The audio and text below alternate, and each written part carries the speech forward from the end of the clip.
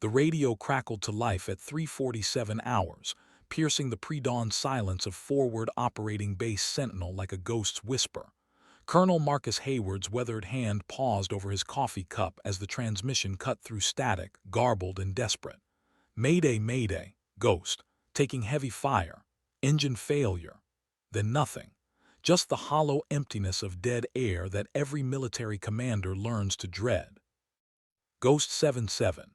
Major Kestrel Wraith Blackwood, the pilot who'd been declared killed in action 3 days ago when her A-10 Thunderbolt II vanished over the mountains of Afghanistan's Khost province during a close air support mission.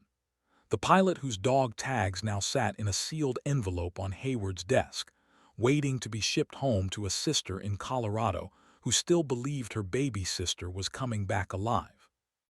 The communications officer, Staff Sergeant Rivera, looked up from his console with the expression of someone who'd just seen a dead woman speak. "Sir, that transmission, the frequency signature matches Ghost 77's aircraft." His voice carried the tremor of a man questioning his own sanity. "But that's impossible. We confirmed the crash site. We saw the wreckage." Hayward's jaw tightened. He'd signed the KIA report himself after reconnaissance drones captured footage of twisted metal scattered across a remote valley. The distinctive twin engines of the Warthog, the titanium bathtub that housed the pilot's seat, all reduced to smoldering debris by what intelligence suggested was a direct hit from a shoulder-fired missile. They'd even recovered fragments of the aircraft's distinctive nose art, a grim reaper wielding aviation wings instead of a scythe, painted beneath the cockpit in defiance of regulation. "Run it again," Hayward ordered, his command voice betraying nothing of the ice forming in his stomach. "Clean up the audio. I want every word." The enhanced playback revealed what they'd missed the first time. Through the static and interference, a woman's voice emerged with the controlled desperation of a pilot who danced with death too many times to panic. "Ghost 77 to any station. Aircraft severely damaged but flyable. Attempting return to base. Coordinates." The transmission dissolved into electromagnetic chaos before cutting to silence. Outside the command post, the Afghan dawn painted the surrounding mountains in shades of amber and gold. Somewhere in that vast wilderness, either a miracle was fighting its way home, or someone was playing a very dangerous game with the dead. Major Kestrel Blackwood had earned her call sign Wraith, not for any supernatural qualities, but for her uncanny ability to appear where enemy forces least expected an attack, strike with lethal precision, and vanish before return fire could find her.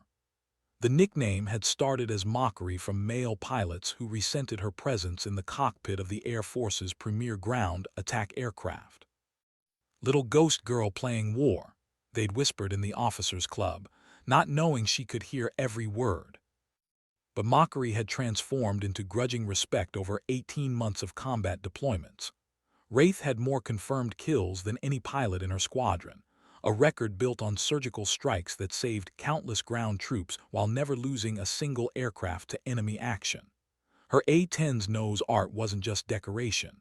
It was a promise to insurgents and a comfort to Allied forces that death rode the thermals above, patient and precise. The daughter of a Marine Corps mechanic who died in Iraq when she was 16, Kestrel had grown up in military base housing, learning to read aircraft silhouettes before she could properly read books. Her father had taught her that machines were honest in ways people often weren't. They revealed their intentions through sound, vibration, and behavior if you knew how to listen. That education had saved her life more times than she could count. Her Thunderbolt II, tail number 800247, had been her constant companion through 3 combat tours.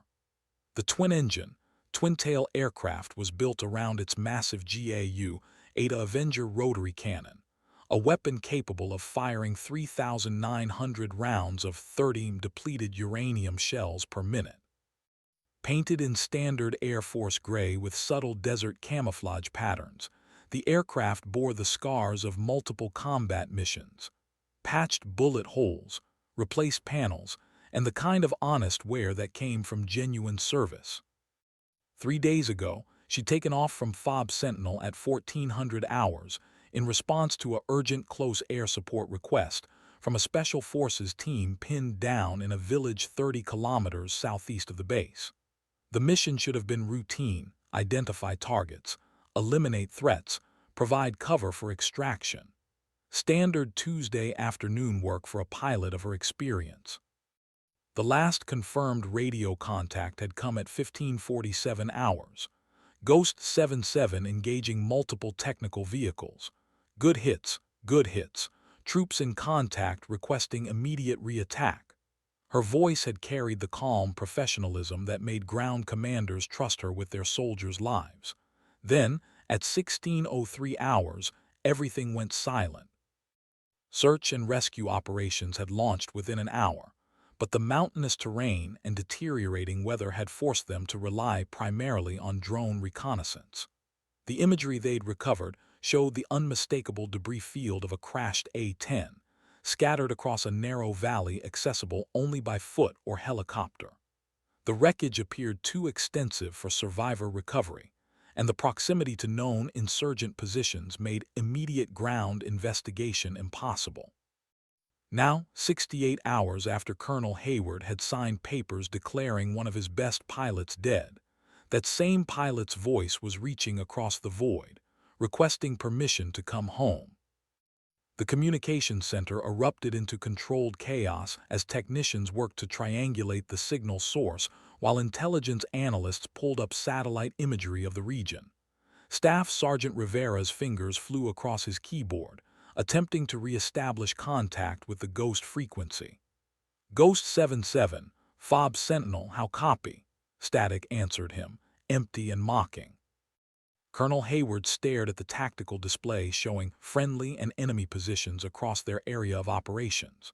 Somewhere in that electronic constellation of blue and red symbols, a woman he'd declared dead was fighting to return to base in an aircraft that supposedly no longer existed. The implications stretched beyond simple rescue. If Wraith was alive, then either their intelligence had failed catastrophically, or something far more complex was unfolding in the mountains of Afghanistan. "Sir," Rivera called out, his headset pressed tight against his ear. "I've got intermittent signals, weak but consistent with an aircraft in distress. Bearing 270, distance approximately 40 kilometers and closing." 40 kilometers. Close enough for hope, far enough for disaster.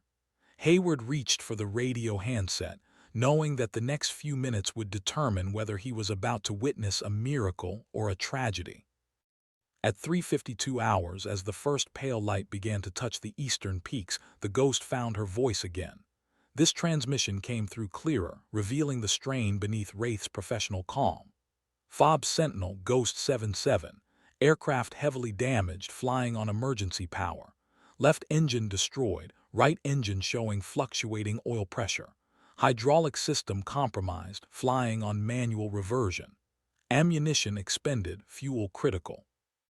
The clinical damage report painted a picture that made every pilot in the communications center wince. An A-10 could survive incredible punishment, but the combination of engine failure, hydraulic loss, and fuel starvation represented a trifecta of mechanical nightmares. That any pilot could keep such an aircraft airborne for 3 days suggested either extraordinary skill or impossible luck. "Ghost 77, Sentinel Actual," Hayward responded, using his personal call sign to emphasize the importance of the moment. "Confirm your identity. State your aircraft serial number and pilot identification code." Even miracles required verification, and the military mind demanded proof before accepting impossible possibilities. "Sentinel Actual, Ghost 77. Aircraft serial 800247. Pilot identification Alpha 77 Kilo Bravo. Request immediate vectors to base and emergency medical standing by." Her voice carried the weight of someone who'd spent 3 days dancing with death and wasn't certain she'd won. The serial number matched their records perfectly. Alpha 77 Kilo Bravo was indeed Wraith's personal identification code. but the voice requesting emergency medical attention suggested injuries that might explain how she'd survived a crash that had appeared unsurvivable. Captain Alina Vasquez, the base flight surgeon, appeared at Hayward's shoulder as if summoned by telepathy. "Colonel, I've got medical teams standing by, but if she's been missing for 3 days with those kinds of aircraft damage..." She didn't need to finish the sentence. Everyone in the room understood the implications of prolonged exposure, potential injuries, and the psychological strain of survival in hostile territory. Outside, ground crews were already preparing the runway for emergency landing procedures. Fire trucks positioned themselves along the flight line, while medical personnel conducted final equipment checks. The entire base had awakened to the impossible possibility that one of their own was clawing her way back from the dead.